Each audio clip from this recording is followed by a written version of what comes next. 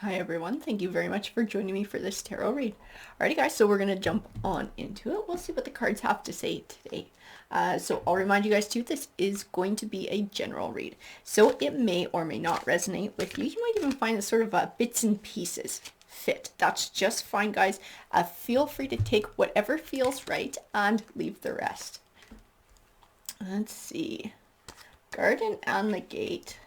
The third chakra. So this is your solar plexus chakra. This speaks to sort of your self-esteem, your self-empowerment, happy family. So there's somebody here. I see jealousy in these cards, and it is coming from this Garden and the Gate card. This is like somebody who the grass is always greener on the other side. Somebody is envious of somebody's home situation. And it's how they view it too, because I mean, let's face it, like nobody's house is happy all the time, right? But somebody feels like somebody has sort of like this perfect life, this happy family. Healer of the Ages. See, this goddess of the moon usually represents secret, guys. I do feel that it is tied to this Garden and the Gate. There's something here. There's something that's going on.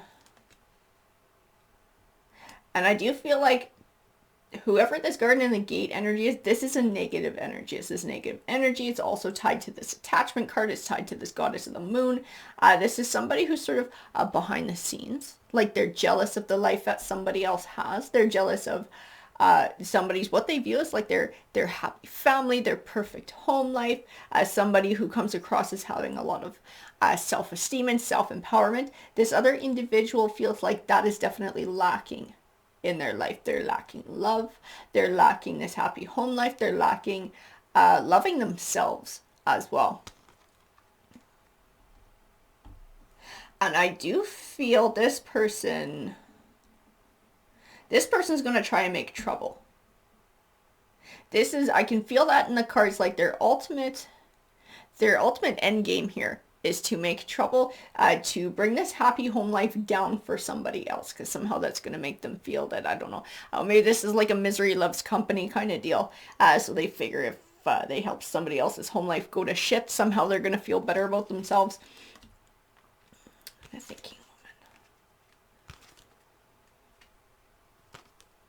woman. And that's how they're going to do it. So not the best, not the best sort of scenario in the world here, but I can definitely see this in the cards as somebody is going to try and step in as like a third party. Somebody's going to try and step in and lure somebody away romantically and from their family life. It's very calculated. It's not out of love. It's not because they have like a real romantic interest in somebody. This is a jealousy thing. This is the only reason they're doing it, because they see somebody has this happy home life. Somebody has what they on some level feel like it should be theirs, or they think it should be theirs, or it's something that they want. So what they're doing is they're going to try and romantically lure somebody away from that. So they're going to actively be sticking their nose in. If this is like a chick and somebody that you know, be prepared to see like boobs hanging out and stuff. Like this is somebody who's going to go out of their way to try and act sexy, dress sexy, try and put the moves on somebody else, to try and lure them away. I don't feel that here though. I feel like they're barking up the wrong tree. Like whoever this current connection is that they've targeted, this is a committed connection. So like they can do their best, they can shake their can all they want, but whoever this is not going to step away from the person they have a commitment with. They're not going to step away from their family home. That is what I feel in the cards for this read, guys. We're going to grab some of these Rider-Waite cards, and we'll get more clarification on this read.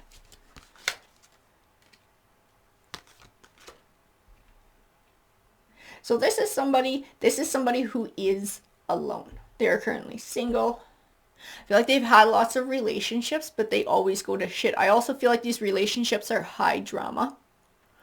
And this is because of them. I'm not saying they're a horrible, terrible person, but this person has baggage. This person has a lot of shadow work that they need to do. They don't really truly love themselves or embrace themselves in all their qualities, good and bad. so it comes out in a lot of different ways and winds up being extremely destructive on their relationships with others. And that's what I was feeling too, like with the Sun card in reverse, the Wheel of Fortune card in reverse. It is, with these relationships, always going to shit. It's like they feel like it always goes to shit. They're like, why haven't I had my turn yet? I want my turn to settle down. I want my turn to have this happy family, this caring connection. And so they feel like they're on the outside looking in. They're seeing, and it is someone specific around them who they've targeted, who they're watching, who they see that somebody has this connection that they want themselves. So this isn't just other people in general. There is like one person. I don't know if this is like a friend or if this is like a family member, but there is one person who they specifically look at and feel like that life should have been theirs, that opportunity should be theirs. Like, how dare you be so happy when I'm miserable?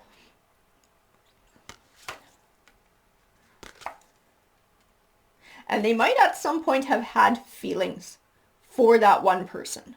So if this is, if it's like a sibling, it would have been for the sibling's spouse, or the friend, that would have been the friend's spouse at some point in time. And it might have been really early on, before people got married or before people made a deeper commitment. It's like they kind of had their sights set on that and then felt like someone else got chosen over them.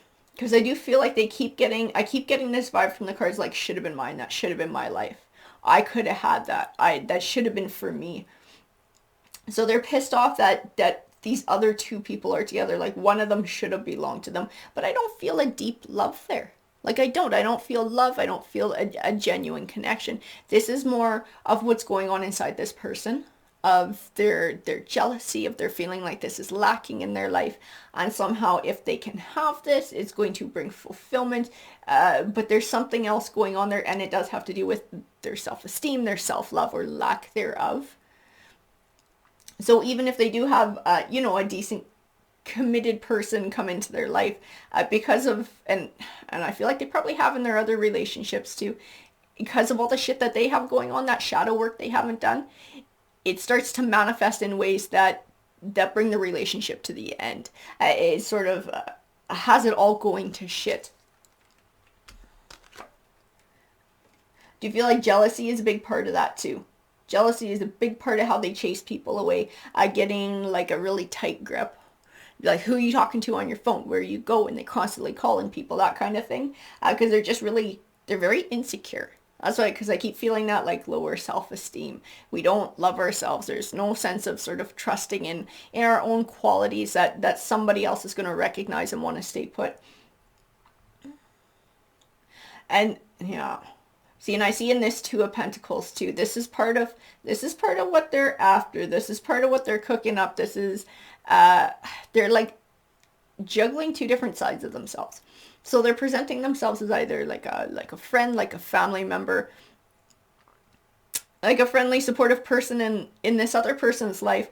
Meanwhile, they're thinking of a way to sort of get in between this person and their partner. They are actively thinking about, how am I going to drive a wedge in between these two people? Like I said, they don't even necessarily want a relationship with that other person. Even if they feel on some level they could have had it, I don't feel any like deep emotional connection to that person. This is more about just ruining what somebody else has. It's like, I keep feeling that like misery loves company. Misery loves company.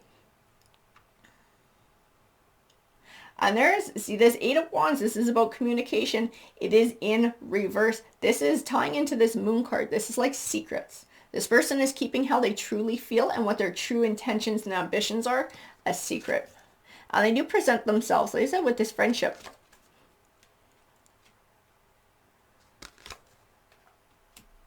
See, and that's it too, is they're stuck in sort of this Nine of Swords. They're stuck in this Nine of Swords way of being this, I don't want to say totally feeling sorry for themselves, but there's like a lack of insight or awareness as to how they contribute to their own situation.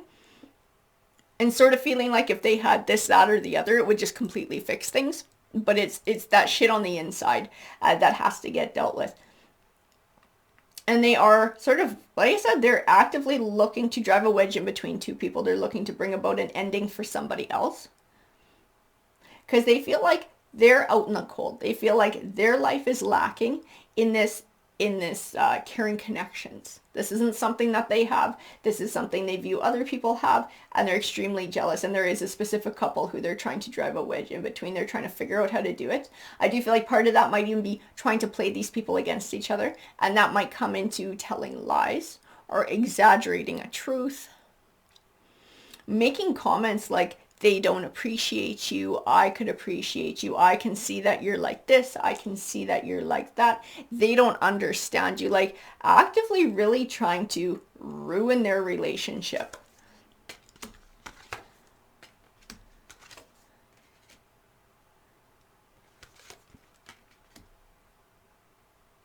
Oh, okay, that's not nice. In this line of cards, I see exactly what this person's sort of planning, or at least a backup plan that they have in their head if this kind of goes according to the way that they want. It would definitely start with an affair. Their goal is to be pregnant. Their goal is to get pregnant, to definitely force that wedge in between those two people, to bring their life to an end and to force this other person into marriage. And for them, it would be like the ultimate, like, haha, I took what you had. I have what you have, and now I'm having a baby and I'm having this life. This is what they're actually after. This is like the scenario that they've been running in their mind. This is what they are really wanting to do. And that Chariot card tells me that if they haven't started to move forward with this plan, they will be right away. You're going to start to see weird little signs in this person. Like I said, like dressing provocatively. There'll be little comments too that just don't feel right. Like a friend or a family member wouldn't say shit like that. That's going to be a red flag. Shit's going to be off. We do have this 10 of Pentacles in reverse though. This 10 of Pentacles can speak to legacy. What I see in this 10 of Pentacles in reverse is they are really barking up the wrong tree. Somebody has already sort of decided where they wanted to make their commitment. And whether that relationship works out or not, that person has no interest in whoever this is. And it is because the way they come across. And it's part of, why their relationships all go to shit too, as this lack of self-love. But also their behavior is just, it's like it's creepy. Creepy is the word that comes to mind. Like it's going to creep this person out, whatever they're going to say. They feel like the reaction that they're going to get is going to be like luring somebody in. As like it's going to make them attractive, but in fact, it's actually going to make them like really creepy and inappropriate. And it's going to make somebody really back off and put up some high boundaries. I also believe that that person who they're going to be hitting on and trying to make the move on is going to come back to their partner and be like, hey, like your friend, your family member, whoever this is, just did this to me or just said this to me. It's creeping me right out. What the fuck is going on? So this is not going to go according to plan. They have this whole freaking scenario in their mind, and I can see that they run this scenario in their mind on a daily basis, and they sort of like find joy in it, and they keep imagining that moment when they break somebody else's heart because they've taken what they have. It's really fucked up, guys. This Temperance card is this balance between emotion and logic, and somebody does have that. It is the person they're going to be going after.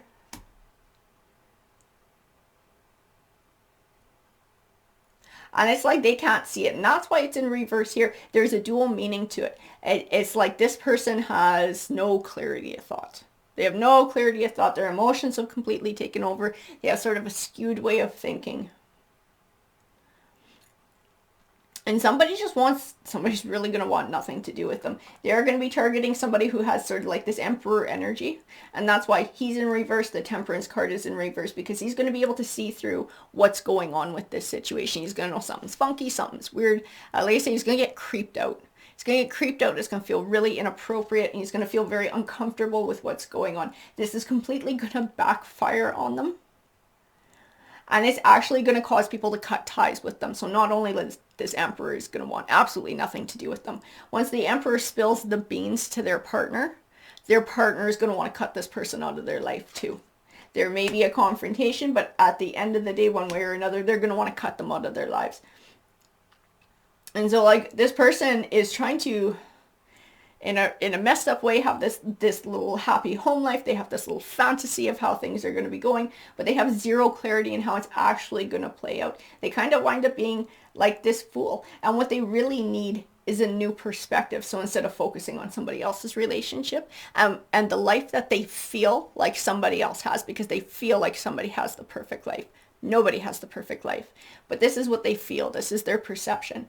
So instead of focusing on other people, need to focus on themselves, getting their shit together, healing their shit, learning to love themselves, embrace all their qualities, and living with honesty and integrity. And when they give off that kind of an aura, then they will draw in someone good. Then they will be able to form healthy relationships. But until that happens, they're just going to keep living this dysfunction. And unfortunately, what I do see in the cards is they are going to be pushing somebody away. They're going to be ending some sort of either a friendship or a relationship with a family member by this behavior.